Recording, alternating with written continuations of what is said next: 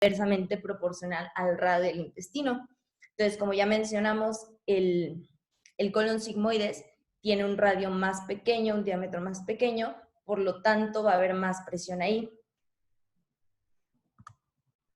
También puede haber cambios estructurales adicionales, como el engrosamiento de la capa muscular circular por depósito de elastina en las tenias, cambios estructurales del colágeno, o también un acortamiento de las tenias con la edad y la estrechez abdominal.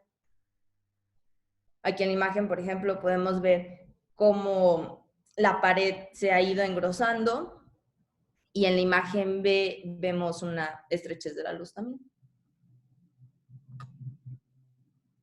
En cuanto a la enfermedad diverticular sintomática no complicada, aquí, como ya vimos, es una diverticulosis crónica que está asociada a dolor abdominal, pero sin síntomas de diverticulitis o de colitis.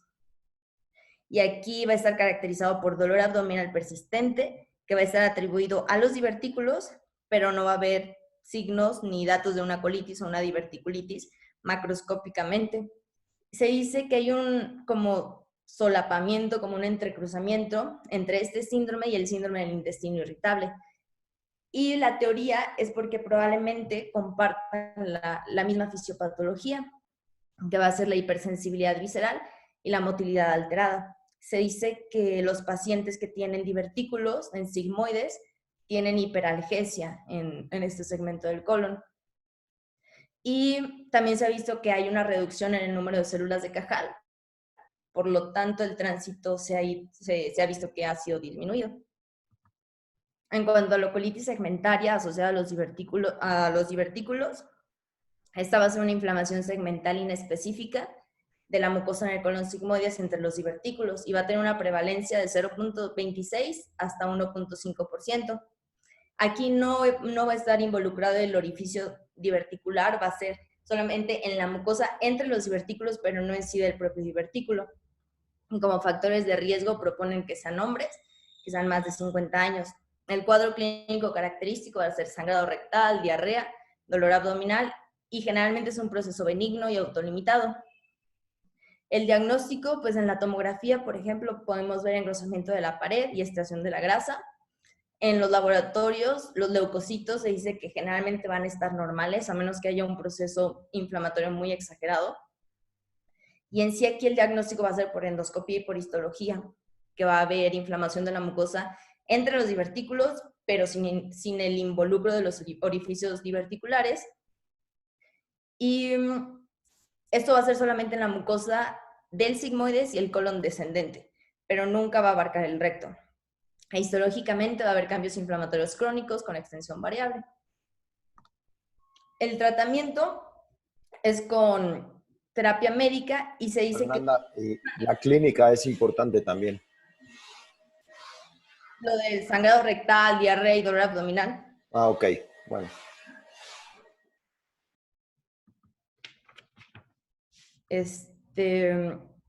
Y se dice que un tercio de estos pacientes van a tener recaída en 3 años. Como primera línea, mencionan el ciprofloxacino, 500 miligramos vía oral cada 12 horas, asociado a metronidazol por 10 a 14 días. Si esto no funciona, se puede usar la mesalazina, 800 miligramos vía oral, como un antiinflamatorio, más o menos de 7 a 10 días. Si no funciona de 2 a 4, perdón, me equivoqué, no son días, son semanas, se aumenta la dosis a 1600 miligramos. Si esto no funciona, podemos cambiar el tratamiento a un corticoide, a una prednisona, 40 miligramos cada 24 horas por una semana, e irlo destetando gradualmente a lo largo de 6 semanas. Si tienen... Pero te voy a interrumpir porque según yo tengo entendido que la mesalazina se puede asociar junto con los antibióticos, no es antibiótico o mesalazina. Ok. O sea, puedes dar un esquema de antibiótico doble.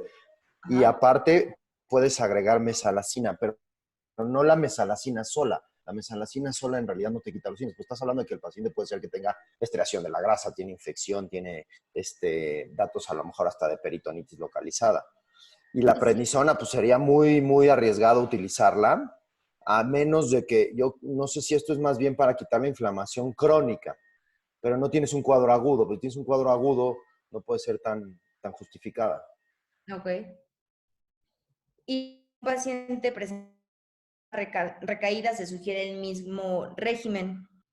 Hay personas que al momento de discontinuar los antibióticos regresan con los síntomas y aquí se indica el ciprofloxacino, pero que ya no esté asociado con el metronidazol. Y en cuanto a la resección segmental, esta se sugiere cuando el tratamiento sea refractario a los esteroides incluso. En cuanto a la diverticulitis, ahorita vamos a hablar de la diverticulitis no complicada, que este va a ser de un 10 a un 25% y tiene una mortalidad menos de 1%. Este va a ser una inflamación e infección asociada a un divertículo, pero ya todavía no, sin llegar a los abscesos. Aquí la fisiopatología se dice que es una obstrucción del divertículo, esto va a hacer que aumente la presión, se va a ver comprometida la perfusión sanguínea y puede provocar la micro o la macroperforación. Y esto va a crear un proceso inflamatorio y una infección alrededor de este segmento de colon. Los abscesos localizados pueden tener una inflamación leve y esto va a ser con perforaciones pequeñas y que son delimitadas por la grasa pericólica y el mesenterio. Y ya si existe un involucro de órganos adyacentes, pues ya vamos a hablar de una fístula, una obstrucción, pero esto ya va a ser una diverticulitis complicada, una perforación libre o peritonitis, cuando ya hay pobre contención del divertículo inflamado del absceso. La clínica de una diverticulitis va a ser el dolor e hipersensibilidad en el cuadrante inferior izquierdo. El dolor puede estar irradiado a la espalda, al flanco o a la región suprapúbica. Va a haber anorexia y va a haber ausencia de vómito. Todas las bibliografías que leí mencionaban muy puntualmente la ausencia del vómito. El diagnóstico va a ser el dolor en el cuadrante inferior izquierdo con fiebre, leucocitosis y la ausencia de vómito. Y se puede tomar la PCR, que en este caso va a ser... Te voy a interrumpir un segundo. En clínica yo agregaría también, porque en la mayoría de los pacientes o sea, está escrito y lo tienen, es estreñimiento y cambios en el hábito intestinal. La mayoría de los pacientes tienen a veces hasta tenesmo, pujo, no pueden evacuar, tienen distensión abdominal. Creo que tienen un poquito más de... O sea, nunca tienen vómito, evidentemente, pero sí tienen datos o cambios relacionados con el tránsito intestinal, sobre todo en el colon. Ausencia de canalizar gases, estreñimiento, heces delgadas, pujo, tenesmo, etcétera, que eso es bien, bien importante. Muchas veces acuérdense que el sigmoides es la parte que más se afecta y se mete en el piso pélvico, y muchas veces los pacientes tienen también síntomas urinarios por contacto con vejiga, con próstata, etcétera. Hay pacientes que hasta se llegan a confundir con una prostatitis por la presencia de los síntomas, la fiebre, etcétera. Ok, muchas gracias. Y en cuanto al laboratorio, pues la biometría hemática, que vamos a encontrar leucocitosis y la PCR. En cuanto a imagen, el estudio de elección es la tomografía, que vamos a ver, podemos encontrar estos datos como la extracción de la grasa pericólica, engrosamiento de la pared del colon más de 4 milímetros o un flegmón.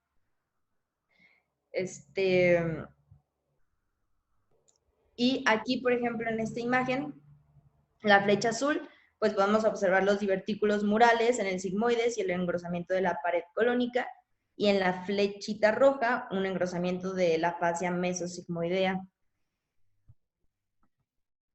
Tenemos que tener en cuenta también los diagnósticos diferenciales, como puede ser la apendicitis aguda. Pues sí va a ser del lado derecho generalmente. También puede haber diverticulosis del lado derecho, diverticulitis, y muchas veces incluso se confunde con apendicitis y puede ser que se diagnostique hasta estar en quirófano. También puede confundirse con la enfermedad de Crohn. Esta la tenemos que sospechar si existen úlceras o compromiso perianal o una diarrea crónica. El cáncer de colon, si existe bajo de peso, sangrado. Y una vez resuelta la diverticulitis, se puede hacer una colonoscopía si es que el paciente ya no haya estado como en un protocolo normal de screening de cáncer de colon. La colitis isquémica, si el paciente tiene riesgos de tener enfermedades vasculares, una colitis pseudomembranosa, si ya haya tenido esquemas antibióticos previos, una enfermedad ulcerosa complicada, si hay uso crónico de Aynes o dispepsia, un quiste ovárico, una mujer con edad fértil, también hay que descartar los quistes, las torsiones de ovario o un embarazo ectópico si llega con inestabilidad hemodinámica. En cuanto al tratamiento, se establece que los pacientes estables, que no tengan comorbilidades, que estén sanos, puede ser ambulatorio. Incluso las guías dicen que pacientes sanos con diverticulitis no complicada pueden recibir solamente tratamiento sintomático sin asociarlo con un antibiótico. Ya si vamos a dar antibióticos, se recomiendan de amplio espectro de 7 a 10 días con una dieta baja en residuo. Hay pacientes, más o menos de un 10 a un 20%, van a tener un dolor más severo, hipersensibilidad, fiebre y leucocitosis. Estos pueden ser admitidos y pueden recibir antibióticos intravenosos y el reposo intestinal, si tienen, por ejemplo, intolerancia a la vía oral, o también si en casa no pueden ser cuidados, pues también podemos ingresarlos. Se dice que el paciente con este tratamiento tiene que mejorar de 48 a 72 horas. Si falla en esta mejoría o incluso empeora, puede ser que ya esté formando un absceso que no habíamos visto en las imágenes anteriores y pues ya hay que cambiar el manejo. O también si hay un deterioro clínico, pues, o una peritonitis, pues una laparotomía. Y yo pues, no sabía que era tan común, pero en el hospital se he visto como ya 3 casos de que ingresan como una diverticulitis no complicada y como a los 3 días se perforan espontáneamente. En cuanto a los esquemas de antibiótico, se dice que hay que cubrir tanto gram negativos y anaerobios. Puede ser con ciprofloxacino más metronidazol. Si no mejoran, también hay que cubrir enterococos. Y estos, ni el ciprofloxacino ni el metronidazol cubren enterococos y se puede asociar ampicilina. También otro esquema puede ser con trimethoprim, sulfametoxazol y metronidazol. Igual se puede asociar la ampicilina si no hay mejoría. Puede ser levofloxacino con metronidazol, piperacilina con tazobactam. Y también se ha visto que en esta enfermedad pues está asociada tanto la inflamación como la disbiosis. Y han habido protocolos que incluyen los probióticos y la mesalazina. Sin embargo, pues no ha sido concluyente y las guías no lo recomiendan. En cuanto a la cirugía profiláctica. Otro esquema también es con Augmentin. Okay. Esa es otra posibilidad para los pacientes que son alérgicos, etcétera. ¿Ok? Ok. En cuanto a la cirugía profiláctica, se dice que nada más un 5% y va a ir siendo menor tras episodios sucesivos, van a tener el riesgo de una diverticulitis complicada tras una diverticulitis no complicada tratada adecuadamente. Entonces, no recomiendan la cirugía en sí profiláctica. Antes se decía que cuando un paciente tenía 2, 3 episodios de diverticulitis, se pudiera ofrecer. Pero ahorita la verdad es que no encontré en las guías que lo recomendaran. Pero sí en cuanto a inmunosuprimidos, que se recomienda la colectomía posterior al primer episodio documentado de diverticulitis. Y como manejo quirúrgico, ponen como primer elección la sigmoidectomía con una anastomosis primaria y una derivación proximal. Y dicen que siempre la resección debe extenderse distalmente hacia el recto, porque un paciente que se deje un mínimo segmento de sigmoides va a tener un alto riesgo de recurrencia. Y la extensión proximal debe incluir todo el colon inflamado o engrosado y pues hasta el promontorio sacro. En cuanto a la diverticulitis complicada, ya es una diverticulitis que se asocia a un absceso, a una obstrucción, a una peritonitis difusa o una fístula entre el colon y los órganos adyacentes. La morbilidad pues, va a incrementar de un 25%, así como la mortalidad. Y aquí es cuando ya podemos utilizar la escala de Hinchey. Está la escala de Hinchey como la primera y la modificada. Aquí agregan la modificada con signos clínicos y la modificada ya tras una tomografía. Hinchey 0, tenemos que va a ser una diverticulitis leve, puede haber engrosamiento o no de la pared del colon. Y el 1A va a estar solamente confinado la inflamación al colon o a estructuras cercanas a con engrosamiento de su pared, y también puede haber cambios en la grasa adyacente. 1B, ya vamos a encontrar abscesos pericólicos, pero estos van a ser menos de 2 centímetros o menos de 4 centímetros. Muchas bibliografías lo manejaban como para ver qué manejo le ibas a dar, si ya lo ibas a drenar o todavía no, como 2, u otras guías lo manejaban como 4. En cuanto al 2, ya va a haber un absceso intraabdominal o retroperitoneal o pélvico. El 3 ya va a ser una peritonitis generalizada y el 4 va a ser fecaloide. El diagnóstico lo vamos a hacer, pues va a ser el cuadro clínico característico que ya vimos de la diverticulitis y una tomografía. Aquí, por ejemplo, la flechita amarilla, podemos ver una colección hipodensa que va a ser compatible con un absceso pericólico, que lo manejaban de 9 centímetros. Y vemos aquí en esta otra, la flechita azul, la marcan como una congestión de los vasos mesentéricos. En la flechita amarilla podemos ver un engrosamiento y un realce de la pared del sigmoide, así como extracción de la grasa adyacente. Y en las flechas rojas podemos ver abscesos contenidos, que aquí los marcan que son menos de 5 centímetros. En cuanto al tratamiento, va a depender de la condición clínica y del nivel de contaminación del paciente. Como ya les dije, muchas guías lo manejaban como menos de 2 centímetros, otras menos de 4. Que cuando son abscesos pequeños, podemos dar antibióticos biorales. Cuando son más de 2 o más de 4 centímetros, podemos hacer un drenaje percutáneo y antibióticos intravenosos. Aquí se sugiere la laparotomía cuando un absceso no es accesible por un drenaje percutáneo, cuando está muy cerca de estructuras importantes, de alguna otra asa de intestino que puede verse comprometida con el drenaje. También cuando el paciente, la condición clínica se vaya deteriorando, o incluso cuando el paciente no presenta mejoría clínica, o empieza con aire libre y peritonitis.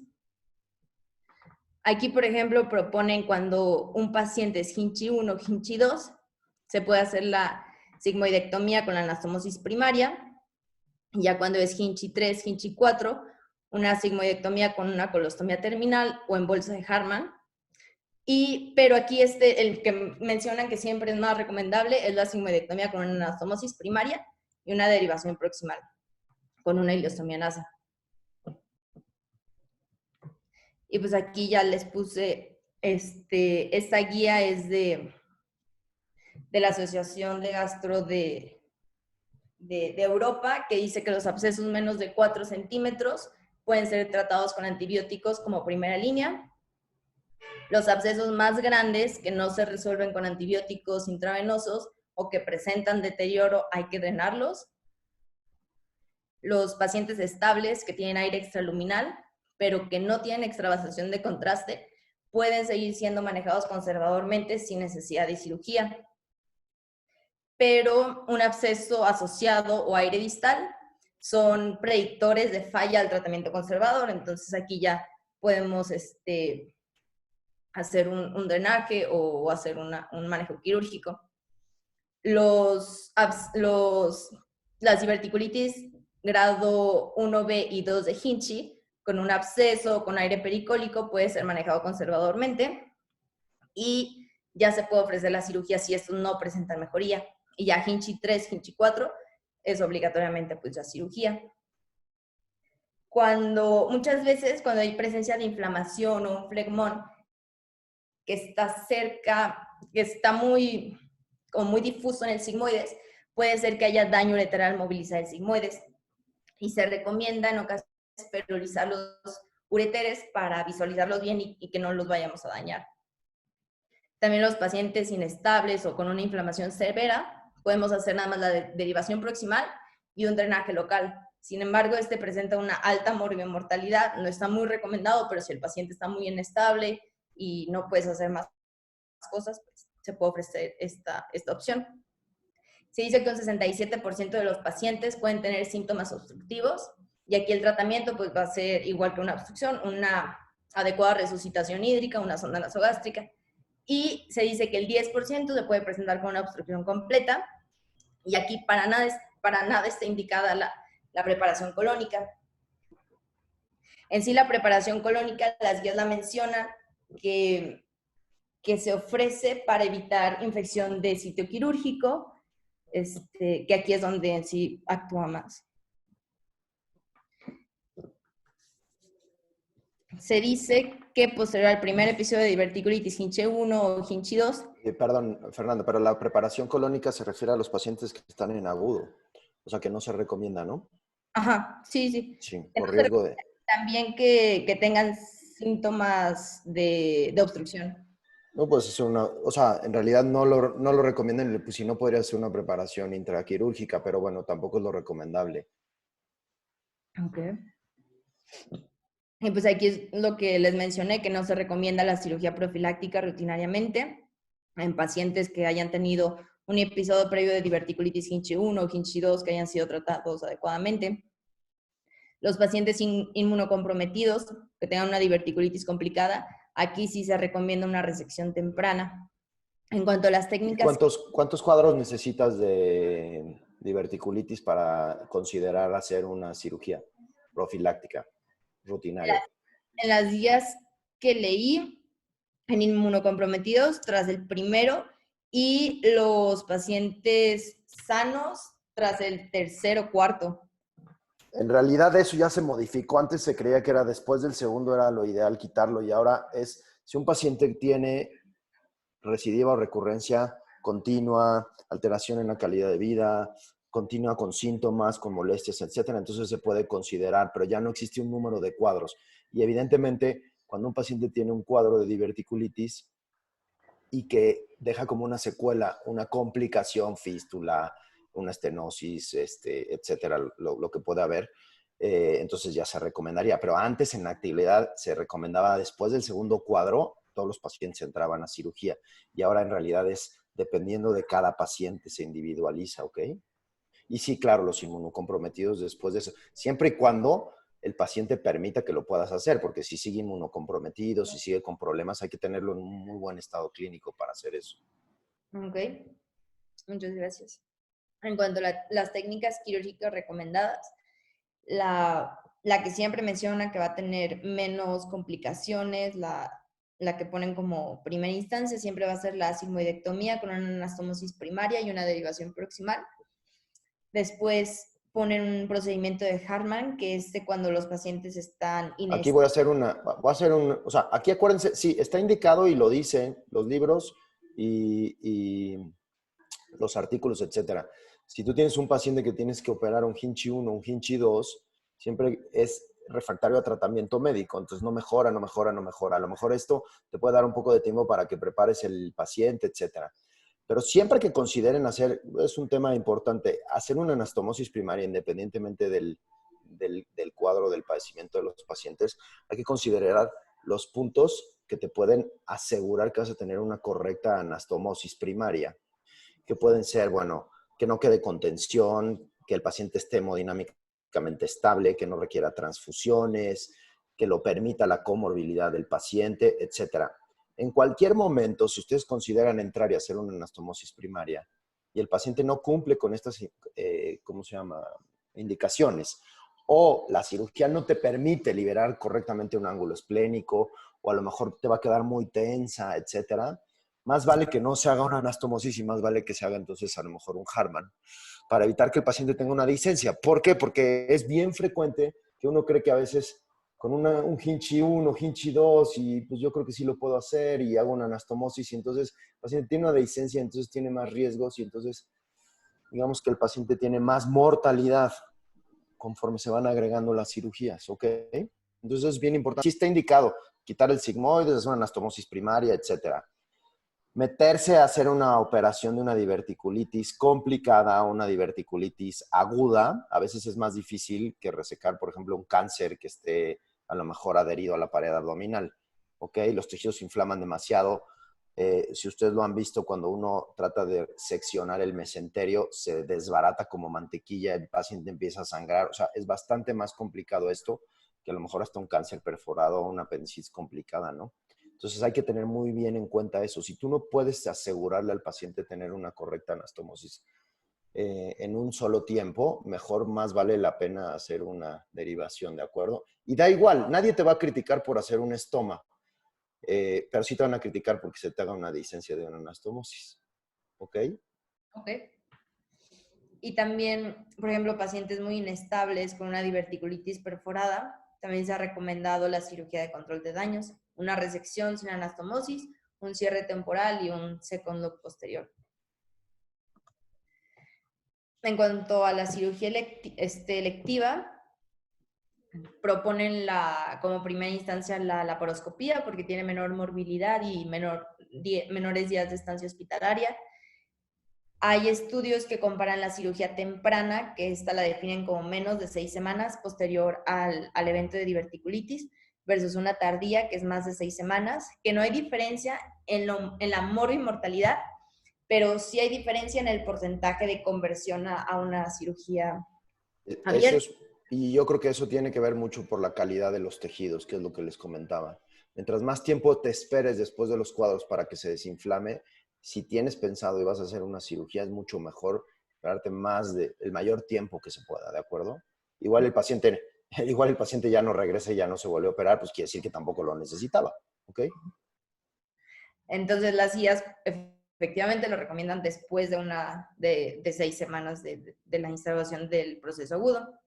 En cuanto a la preparación intestinal, con antibióticos y laxantes isosmóticos, se ha relacionado con una disminución en la infección de sitio quirúrgico, en la fuga de anastomosis. Y menciona que a la hora de hacer la cirugía se debe preservar a la medida de lo posible la arteria mesentérica inferior, a menos que comprometa la anastomosis. Y se dice que las complicaciones postoperatorias de una cirugía electiva va del 5 al 38%. Aquí puse la escala de Hinchi con los tratamientos que se proponen. Un Hinchi 0, una diverticulitis clínica leve con engrosamiento o sin engrosamiento de la pared, con antibióticos vía oral. Hinchi 1A es una inflamación pericolónica confinada o con un flegmón, con engrosamiento de la pared, con cambios en tejidos blandos pericolónicos. Aquí antibióticos vía oral o incluso intravenosos, ya se pueden quedar hospitalizados. Un Hinchi 1B se pueden ofrecer antibióticos intravenosos y un drenaje percutáneo si es de 2 milímetros a 5 milímetros. Un Hinchi 2, antibióticos intravenosos, y aquí ya puede ser la sigmoidectomía con una anastomosis primaria y una derivación proximal. Igual con Hinchi 3 y Hinchi 4. Y en estos casos, ¿cuál se puede manejar como forma ambulatoria? Hinchi 0 y a veces Hinchi 1A. Ok, la mayoría de las veces se puede manejar esos dos de forma ambulatoria con líquidos solamente. Se recomiendan 2 a 3 días con líquidos y antibióticos, ¿ok? Okay. Ya en cuanto a las complicaciones, por ejemplo, las fístulas, se dice que el 5% puede crear fístulas, tanto colovesicales, colovaginales, coloentéricas y colocutáneas, siendo las colovesicales las más frecuentes. Aquí hay que definir la anatomía de la fístula y excluir los diagnósticos diferenciales, por ejemplo, Crohn, que haya cáncer. Cuando hay cáncer, se puede ser que hay recurrencia o, o también cuando haya fístulas inducidas por radiación. El diagnóstico va a ser por un con un enema contrastado o con una tomografía, que aquí podemos ver abscesos asociados o masas. Si vemos esto, es recomendable una colonoscopía para ver si no hay un proceso maligno implicado también. De Y el hecho, de tratamiento, hecho no entendí muy bien lo de cáncer. ¿Qué es lo de cáncer que significa recurrencia? ¿A qué te refieres con eso? que puede ser una recurrencia del cáncer, que ya haya tenido cáncer y Ah, ok, ok, ok. La colonoscopia siempre es recomendable, sobre todo en pacientes que no tienen, o sea, un paciente que presenta un cuadro de diverticulitis, te espera 6 semanas obligatorias, que es más o menos el tiempo que se espera que se desinflame el paciente. Y entonces, si el paciente no tiene colonoscopia o no tiene el antecedente de una colonoscopia, se recomienda para hacer diagnósticos diferenciales, ¿de acuerdo? Eso es bien importante. Y el tiempo que uno se debe de esperar es igual 6 semanas. ¿Para qué? Para que se pueda desinflamar y que podamos diagnosticarlo correctamente. Evidentemente, hay pacientes que a lo mejor recurren o que no mejoran. Uno de los diagnósticos diferenciales que hay que hacer, que a lo mejor podría tener hasta un cáncer que no va a mejorar, y más si está perforado con tratamiento antibiótico. Ok. Y como tratamiento, pues se propone la resección del segmento del intestino afectado y la reparación primaria del órgano que se encuentra involucrado. Ya cuando tenemos involucro de una enfermedad maligna, pues ya la resección en bloque. Aquí tenemos una imagen de una fístula colouterina, que la flecha amarilla va a señalar el engrosamiento de la pared del sigmoides. Con la flecha azul podemos ver una pequeña colección que tiene un contenido hidroaéreo y que está en contacto con las paredes del útero. Y ya con la flechita roja, la presencia del aire adentro de la cavidad endometrial, lo que indica una fístula colouterina. Estas fístulas son lo más infrecuente que hay, ¿eh? Las coluterinas yo no he visto una en mi vida. Son muchísimo más frecuentes, como mencionaste en la diapositiva anterior, las fístulas colovesicales y más frecuentes en hombres. ¿Por qué? Porque el útero separa la vejiga de la mujer del recto y en el hombre no hay. Entonces la mayoría de los hombres siempre debutan con fecaluria a veces o con salida de gas a través de la orina.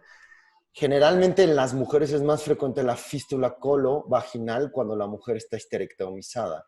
¿Por qué? Porque es rarísimo que se encuentre ahí. Yo dudo mucho que este sea el útero, en realidad, pero bueno, te lo comento porque es extremadamente rara. Acuérdense que la pared del útero es completamente gruesa.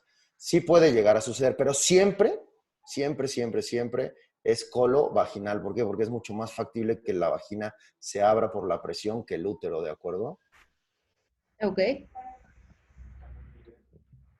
Aquí en esta imagen es una fístula colouterina y colovesical, que la flechita amarilla la señalan que es un engrosamiento de la pared del sigmoides con aumento de la abstracción de la grasa perisigmoidea.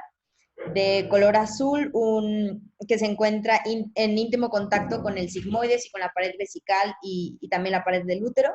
Y con las flechitas rojas, la presencia de aire en el interior de la cavidad endometrial y vesical, que van a ser los hallazgos compatibles con la fístula colouterina y la fístula colovesical. Aquí es la imagen de la misma paciente, pero en un plano coronal y sagital.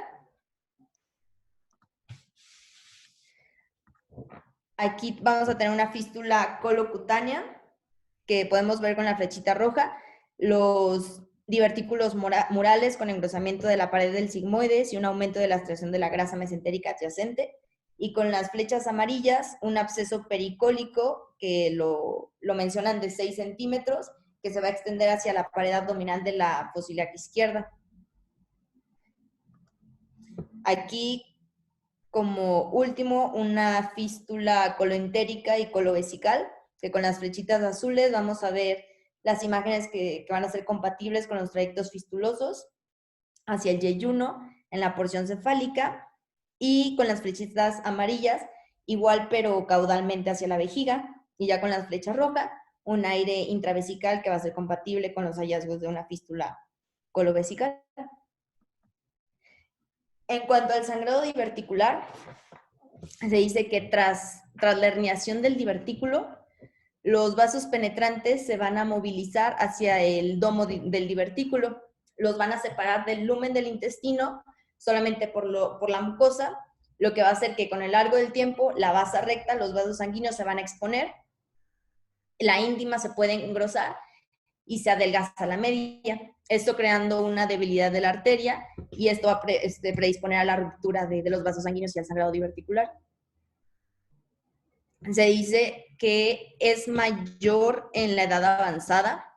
Sin embargo, en la edad avanzada también, tanto es muy frecuente tener enfermedad diverticular como angiodisplasias. Entonces, puede ser cualquiera de estos dos cuadros los que estén generando el sangrado.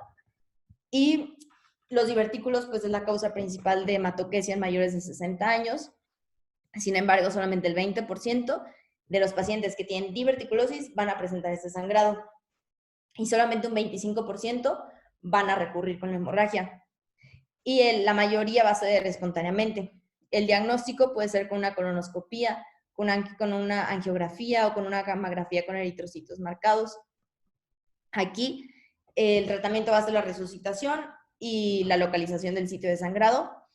Con una colonoscopia podemos ver el divertículo sangrante, se puede hacer una cauterización o inyectar epinefrina. En los pacientes estables mencionan como mejor opción la angiografía con la colocación de un coil en el sitio de sangrado, que este va a ser satisfactorio en un 80%, y se puede hacer una vigilancia con colonoscopías subsecuentes a ver si no hubo compromiso de la vasculatura, que esto solamente se va a ver en menos del 10%. Y con este procedimiento el riesgo de hemorragia recurrente va a ser menor al 25%. Y si sigue recurriendo, se puede hacer una resección para evitar las hemorragias subsecuentes. Y pues, en Y cuanto si al... no controlas el sangrado, hay que hacer una laparotomía. ¿Qué quitas? ¿Qué segmento del intestino quitas? Pues como estamos hablando de divertículos, el sigmoides. ¿Por qué?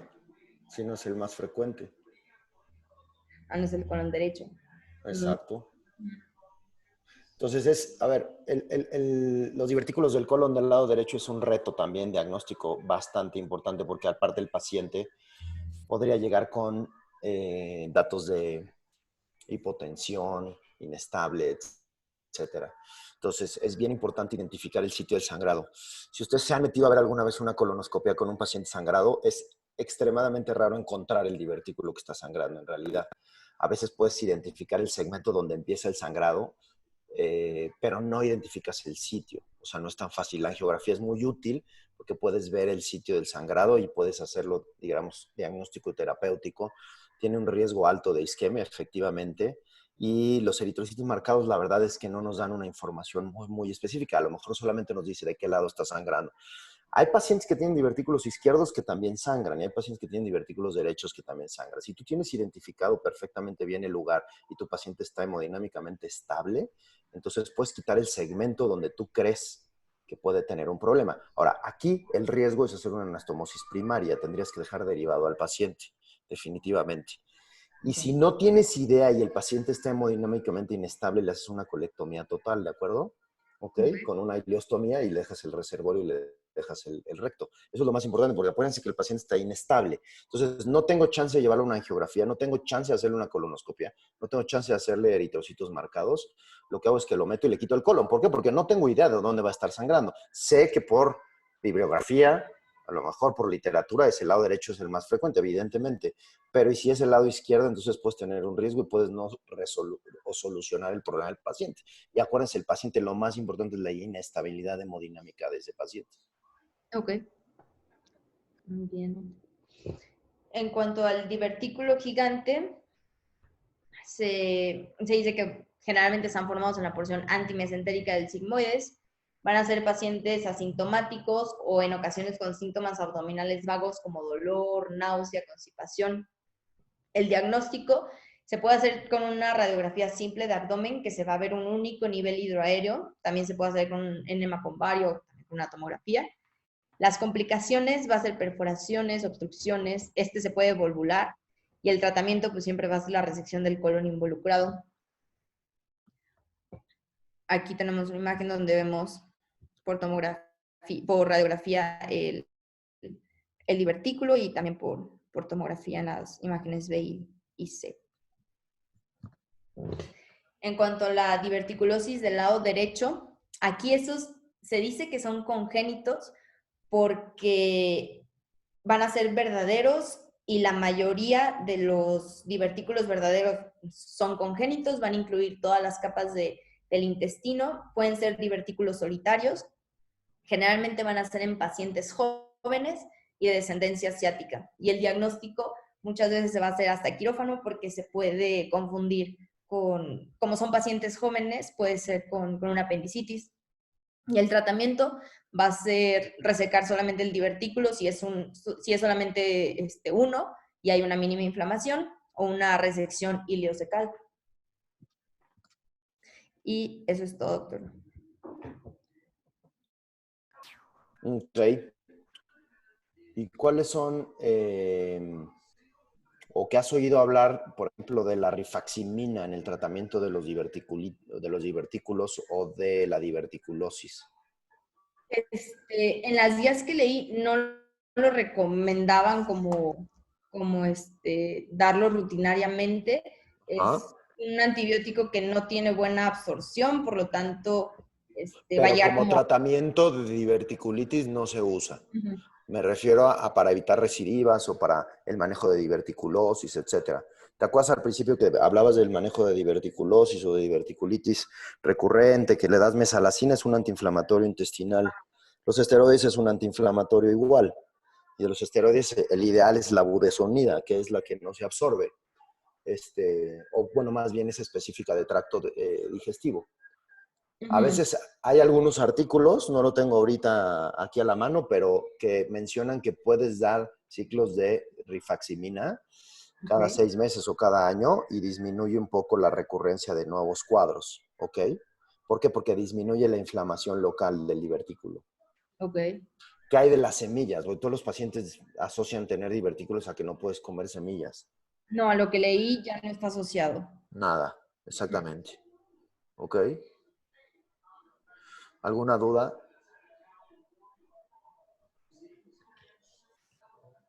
No, creo que no.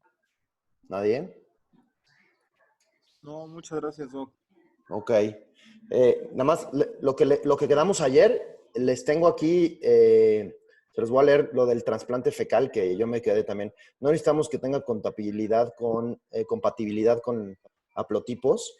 El paciente se le hace, se estudia para hepatitis A, B y C, para VIH, para sífilis, y se estudia en la materia fecal del paciente que no tenga, bueno, se le busca Giardia, Clostridium, se hace un estudio microscópico para ver que no haya parásitos como ciclospora y zoospora, blastocistis, dientamoeba fragilis, se hace estudio molecular para norovirus y rotavirus, eh, se hace estudio para resistencia a bacterias entéricas orgánicas, se hace estudio evidentemente para Clostridium y para Helicobacter.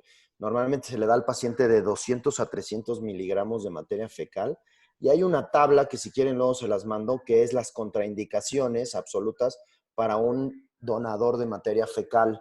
Y eso es más o menos, es casi muy parecida a las indicaciones de un paciente que tiene, para que va a donar sangre, ¿ok? Bastante parecida. Algunas cosas no, pero es bastante parecida.